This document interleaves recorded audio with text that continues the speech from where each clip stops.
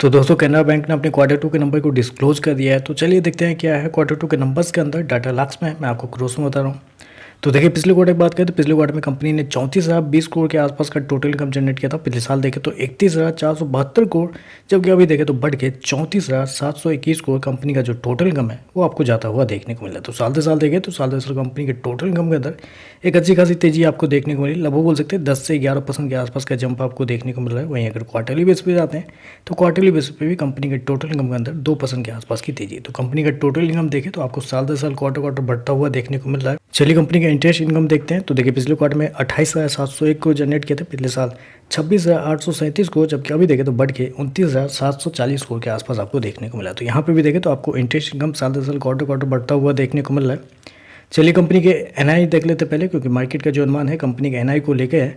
तो इस क्वार्टर में अगर आप देखते हैं तो कंपनी के जो एनआई निकल के आता है वो निकल के आता है 9,316 करोड़, जबकि पिछले साल की बात करें तो पिछले साल कंपनी का एनआई था 8,903 करोड़। तो यहाँ पे देखें तो कंपनी के एनआई के अंदर एक अच्छी खासी तेजी आपको देखने को मिली। लगभग बोल सकते हैं 4 से 5% के आसपास का जंप आपको देखने को मिल रहा है। और जबकि कंपनी ये शो कितना किया है 9,316 करोड़, जबकि मार्केट का अनुमान भी था 9,312 करोड़ के आसपास। तो यहाँ पे कह सकते हैं जितना मार्केट का अनुमान था उतना ही कंपनी का एनआई आपको आता हुआ देखने को मिल रहा है।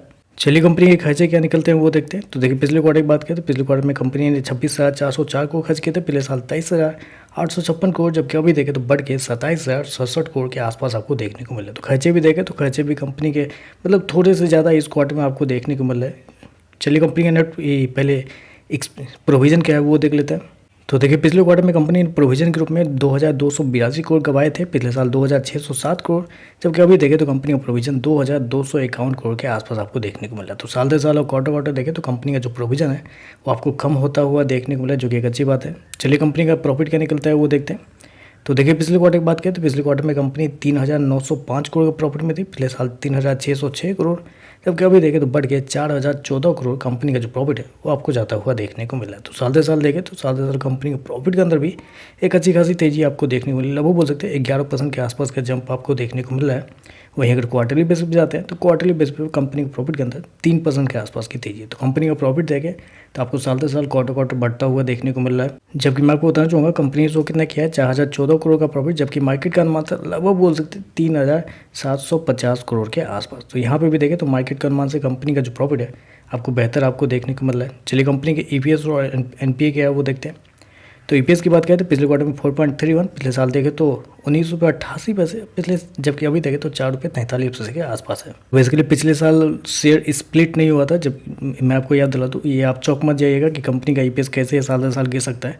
तो पिछले साल कंपनी स्प्लिट नहीं हुई थी और इस पिछले साल के बाद कंपनी का जो स्प्लिट है वो हुआ था 1:5 के रेशो में शायद स्प्लिट हुआ था, इसकी वजह से आपको इतना बड़ा एडजस्टमेंट आपको देखने को मिल रहा है। एनपीए की बात करते हैं तो देखिए पिछले क्वार्टर में कंपनी का एनपीए लगभग बोल सकते हैं आप 4.76 के आसपास था पिछले साल, जबकि अभी देखें तो 3.73 है, जबकि पिछले क्वार्टर में 4.14 के आसपास। तो एनपीए भी आपको संभलता हुआ देखने को मिला साल दर साल क्वार्टर दोनों। नेट एनपीए देखें तो 1.41 से गिर के 0.99 आज हुआ है, जबकि पिछले क्वार्टर में 1.24 के आसपास था। तो नेट एनपीए भी देखें तो आपको संभलता हुआ देखने को मिल रहा है। तो ओवरऑल देखें तो मेरे हिसाब से हर एक पैमाने पे कंपनी के नंबर बेहतर देखने को मिल रहे हैं। जितना मार्केट का अनुमान था एनआई को लेकर उतना ही है।